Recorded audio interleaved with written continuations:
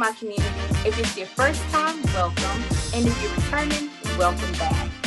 So during the month of February, we celebrate Black History Month, right? And I don't know about you, but I grew up learning about all the named big greats, right? We've got Dr. Martin Luther King, Malcolm X, Harriet Tubman, the list goes on.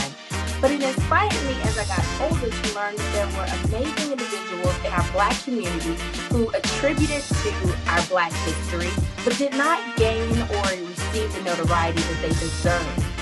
And so I've decided for the month of February, in honor of Black History Month 2021, that I wanted to interview some amazing individuals in our Black community who are doing amazing things.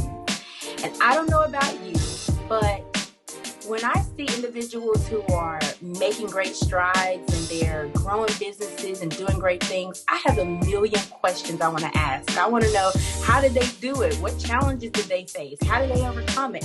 My mind is going and I'm wanting to ask all these questions. And so in these interviews, during my Black Business Highlight Blitz, I'm going to be asking some of those questions to some amazing individuals. And for this episode of the Black Business Highlight Blitz, it is my honor to present to some and introduce to others Ms. Krishauna Hines-Gaither. Hi, thank you for having me. Absolutely. And thank you for being here. I want to just let everyone know that if you don't know Krishauna, you do need to know her. That's number one. And number two, I think we met somewhere around 2012, 2013, or somewhere around there. Yes. When her and her husband had a shop at the Marketplace Mall. Yes. And I tell you, this is one person that I thank God so much, and her husband, for bringing them into my life. Just seeing Krishauna, I mean, from the moment we've met, she's been such a huge inspiration to me. And, now seeing her in her gift as a wife and a mother, and still doing her thing, still growing her businesses, still going out here and making great strides, it really, really, really inspires me. And so I just want to say thank you again, Krishauna, for being here with us today.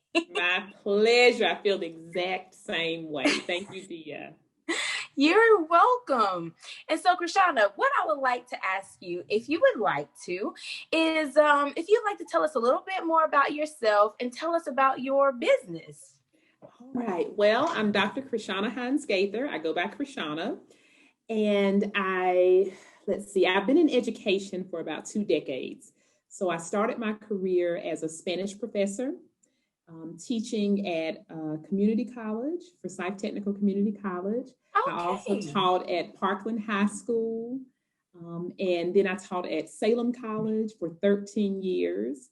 And now I'm at Guilford College. I'm no longer actively in the classroom. I'm always in education.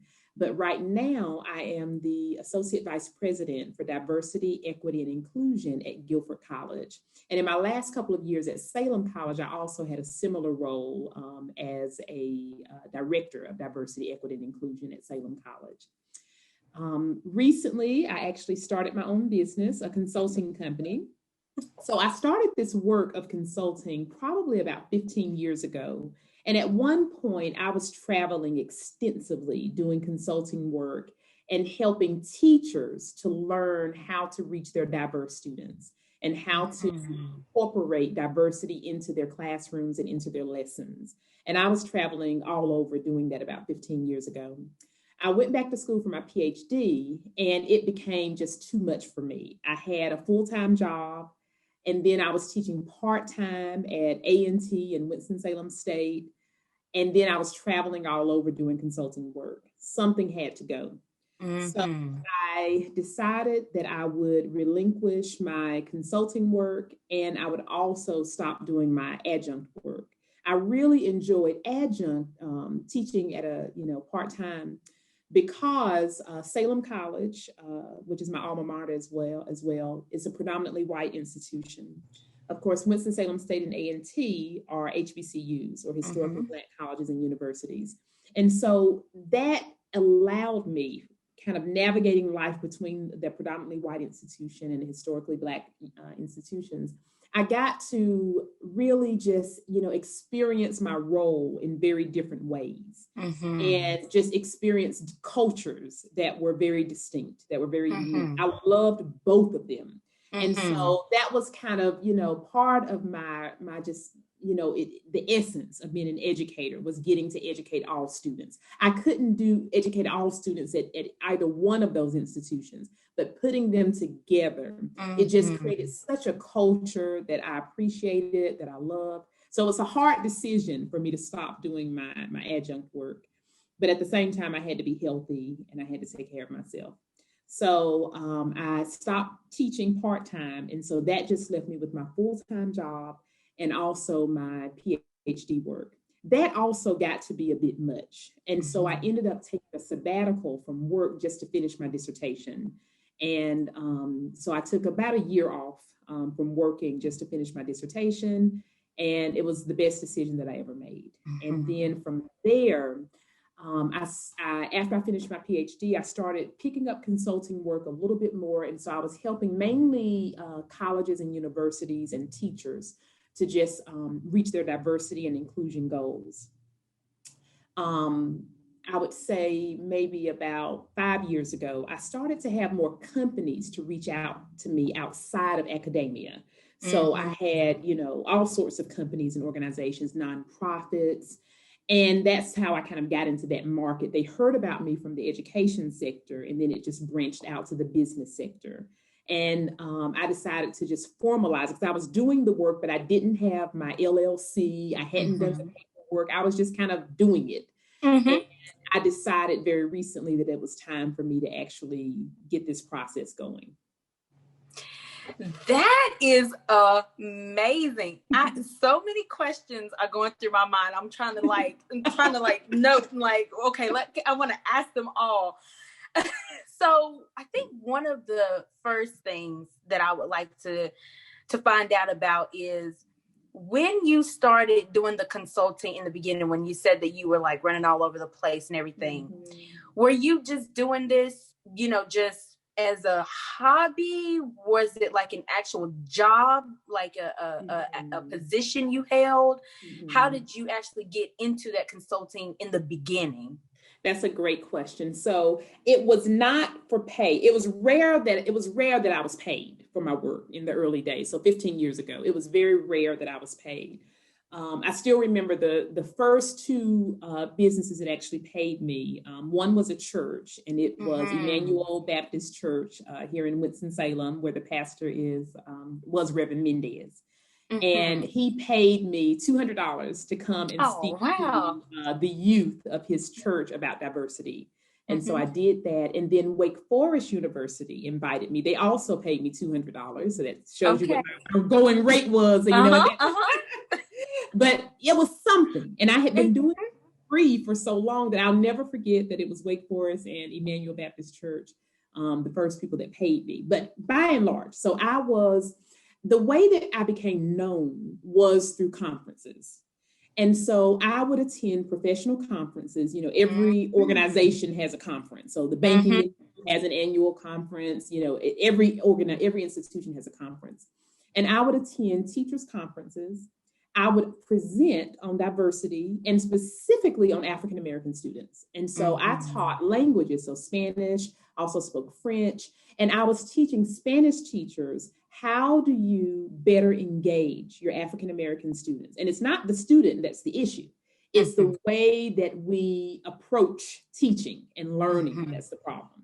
And so I was giving them really fresh ideas and fresh approaches, and the ideas were universal. So even though my focus was on African American students, because the numbers were very low of African American students who were going into and studying languages. So I wanted to do something to change that.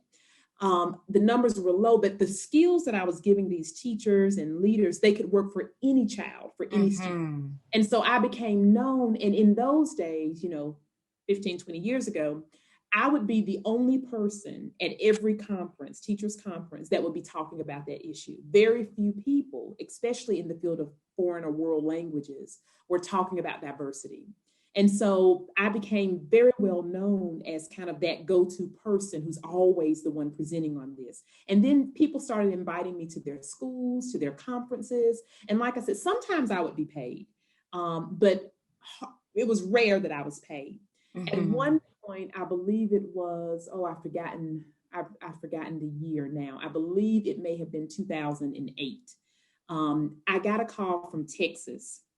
And this is where things started to turn in terms of my fee structure. So I got a call from a very elite school in Texas. It's a prep school.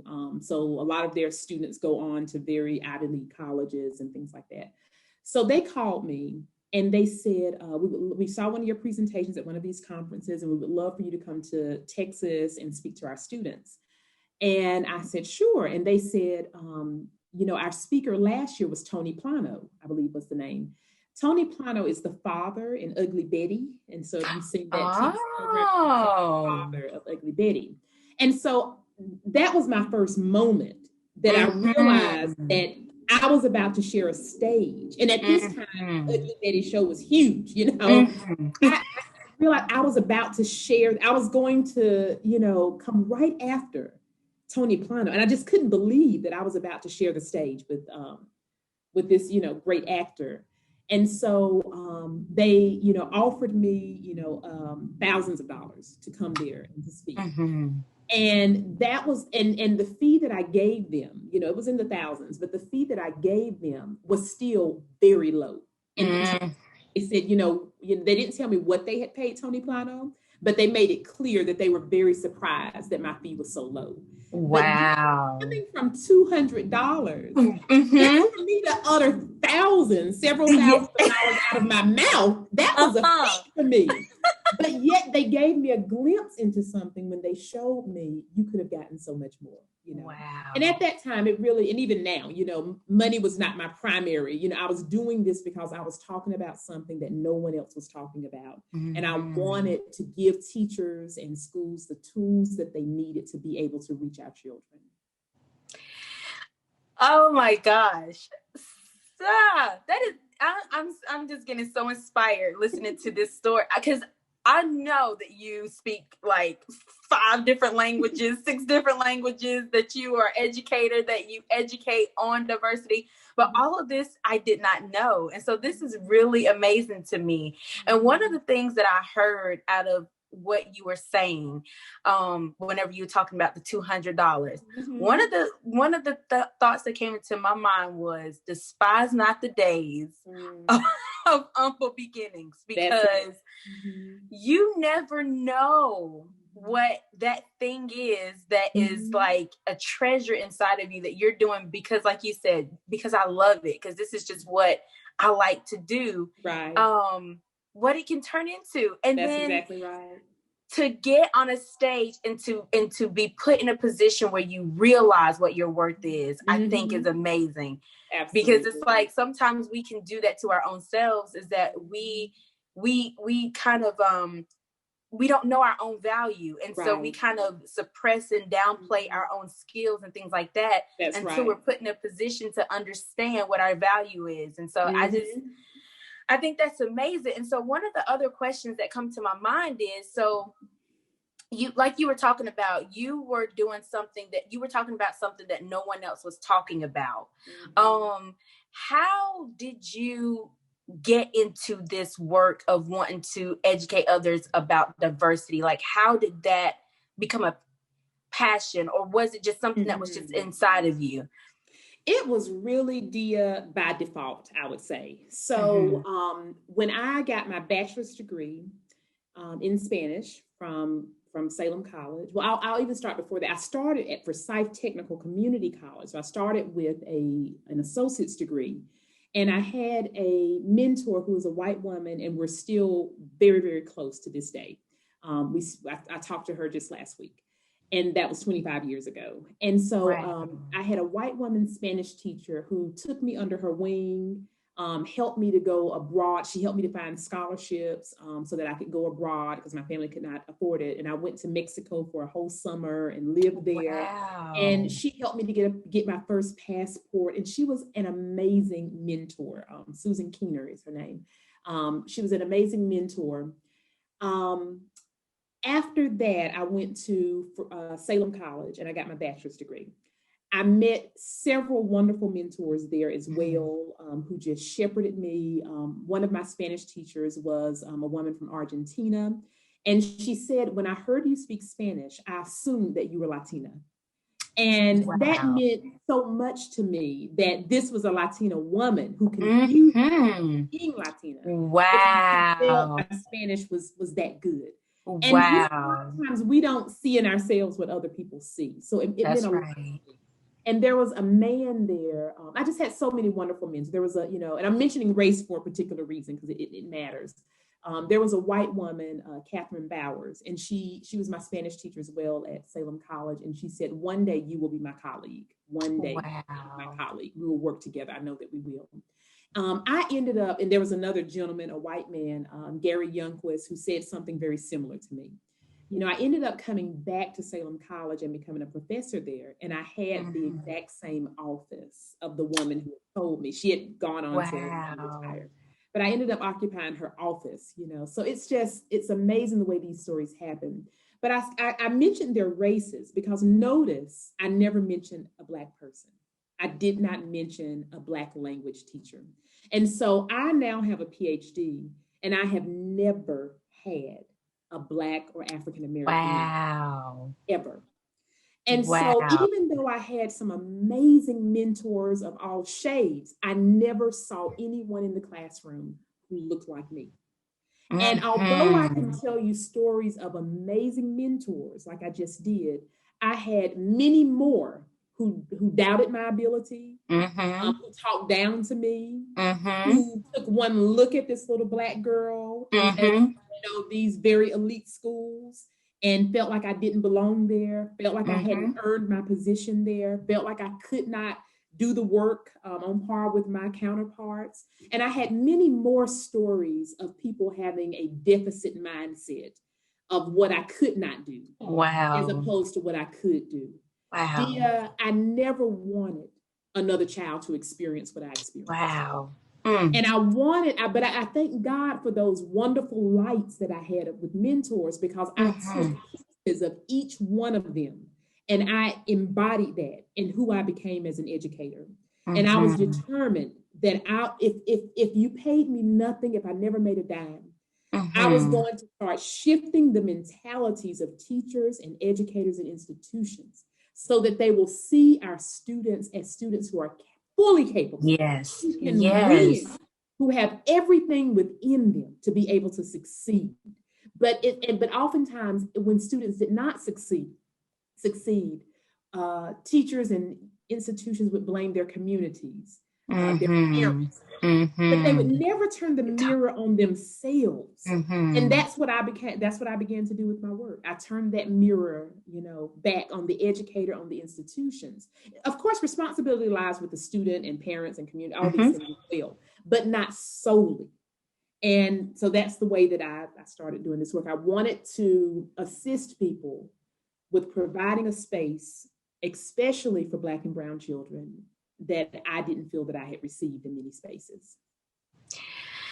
Man, I'm literally almost brought to tears just like hearing that because it hits so close to home, that a lot of the times we do find, especially as Black women, if you're going to be doing something sort of different, like you said, being a Spanish, you never had a mentor that looked like you, that was in that Spanish, educational field in that way. And, I know a lot of times, even, I work for a financial institution, but still, being a project manager, sometimes, you find you're around way more, Caucasians or even, Asians or different things like that, but you don't always get to see someone that looks like you. And it's inspiring to know that even though you might have a lot of people around you that might initially look at you and say, don't waste your time, you know, because in Black history, we find that, you know, that is how our ancestors, even how they were brought in America. Right. Your color is Black, so therefore this is a job you can have. If you're not Caucasian or you don't fit this mold, then no, you're not capable. Oh yeah, you might be able to, but no, we're not going to let you, you know. And but to know that we can overcome that, and you can be the only one in the room, and it doesn't matter what someone look at you and think about you, you can still overcome that. And that it just really, and that you have brought a light to it, to the teachers, because in education is so important. Because that is where our minds begin to formulate the idea of the possibility of what we could possibly do. That's exactly right.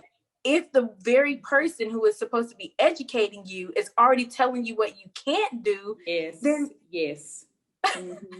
and like you said, maybe it's really because you don't understand me. Maybe, you know, you don't know how to communicate with me. You don't know how to connect with me. So therefore, now because you don't know how to communicate or connect with me, now you formulate your own ideas in your mind about what I can do. That's it. And it's like, no. But oh man, I appreciate you sharing that, because there's such a huge inspiration. And so you've talked a lot about, you know, the things that you've overcome, and in starting your own business with the consulting, you know, once you decided to turn that into an actual business, were there any hurdles or challenges that you came up against when actually stepping out to create your own consulting business once you know, decided to get established with it? So my business is Hines-Gaither Consulting, and then I have a blog component of Hines-Gaither Consulting that's called Cup of Diversity. And so the blog, of course, is where I write a lot about diversity. So I write a lot of entries on diversity, on microaggressions, implicit bias, whiteness, white supremacy, allyship. So I write a lot about diversity, and that's on my blog, Cup of Diversity. But my actual consulting business is Hines-Gaither Consulting, and that is where I contract with companies all over the country. So right now, you know, I have a contract with a company in Los Angeles, California. Wow. Right now, I have a 4-month contract with Forsyth Tech, and I could go on and on. And so I work with businesses, not just me. I have a team of consultants. I went from being the only person, and now I have a team of about 10 consultants who work for me, because I can't do all of that business myself. And so I have a team of people who actually work for me now and help me with these contracts. So how, you know, challenges that I faced. Gratefully, and I do have a course on my blog website that talks about kind of how do you get started with consulting. Gratefully, I had a following because I had been doing those conferences for so many years. So people, that allowed me to be well known. I had a base, if you will. That's right. That was very much particular to education. And so outside of education, I had to build my base outside of education. But in terms of education and teachers, they all knew me very, very well. But business is not so much. So I had to work to build those networks. So that was a challenge. Oftentimes I have found that people want people that other people want. And so it's a very interesting dynamic.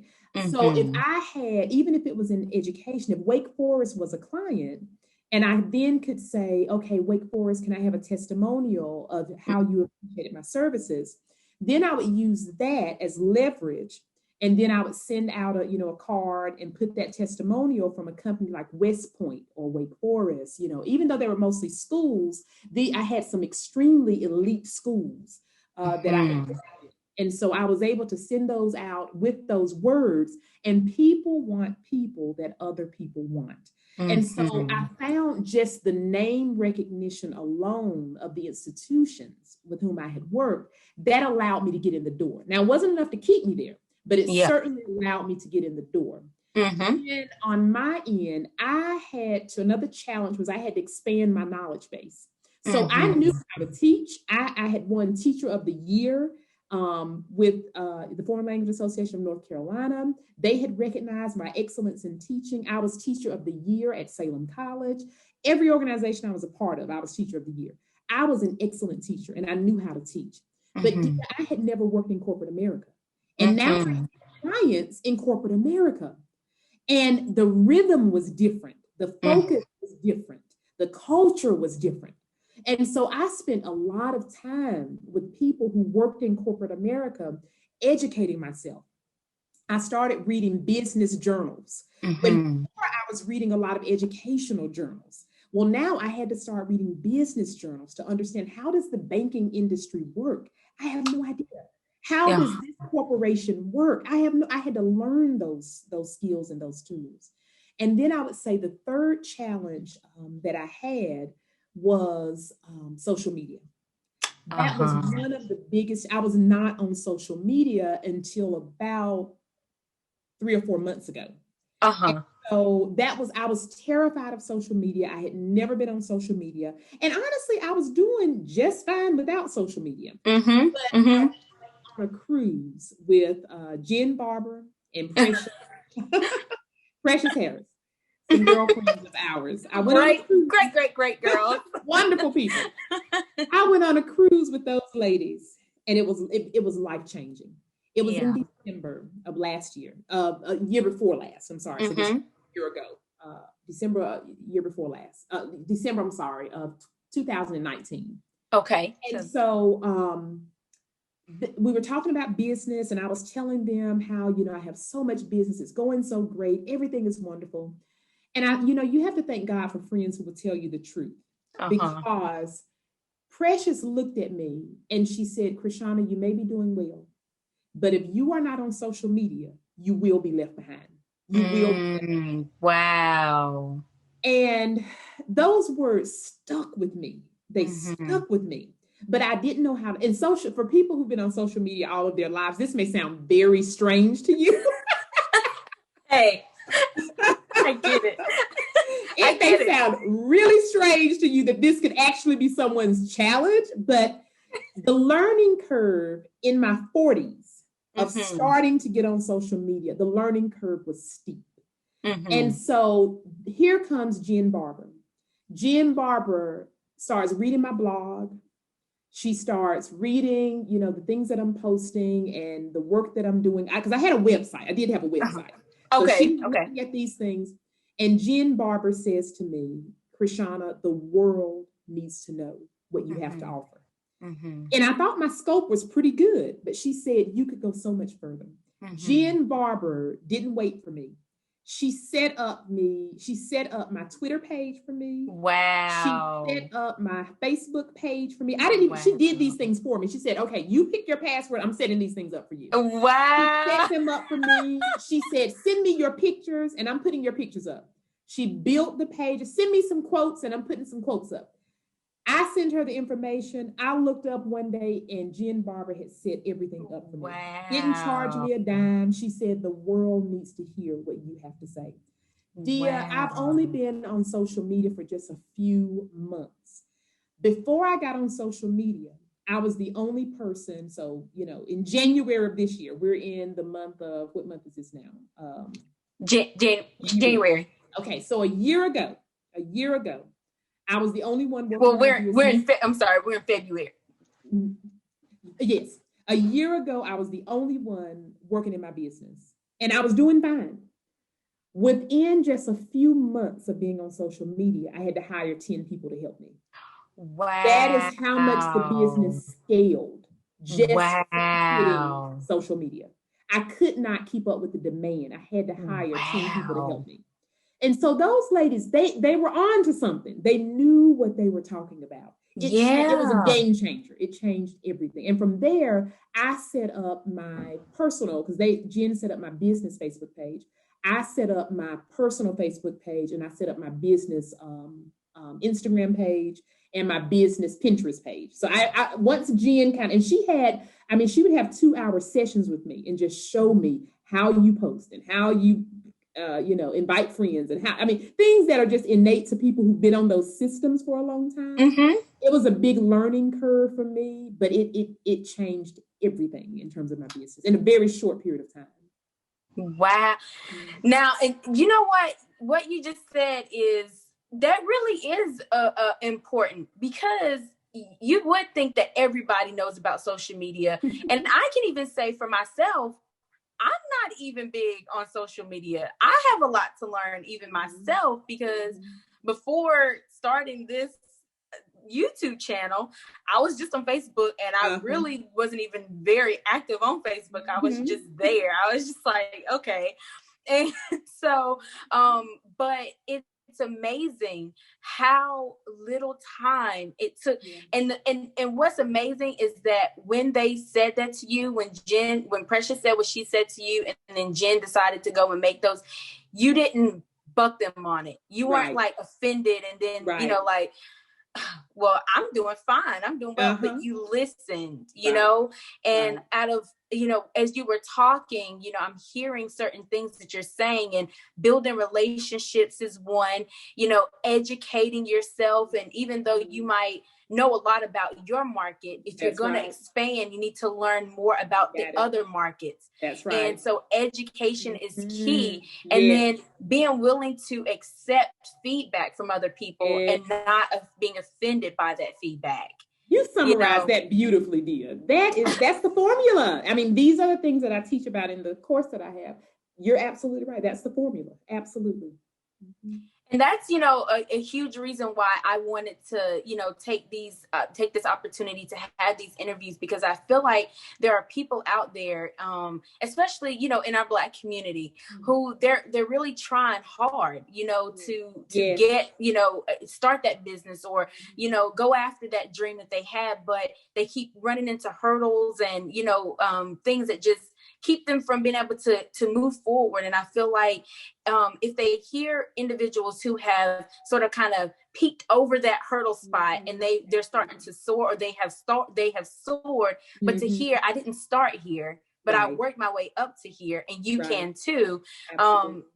That really can help us, in our community, to begin to have that enterprise, that we should be living in our Black community, That's right. And so I know that, I could go on and on and on, and I could talk to you for hours, because you have so I just want to just take a feel, because I'm want to just squeeze your brain and yes. But I don't want to take up all of your time, but anything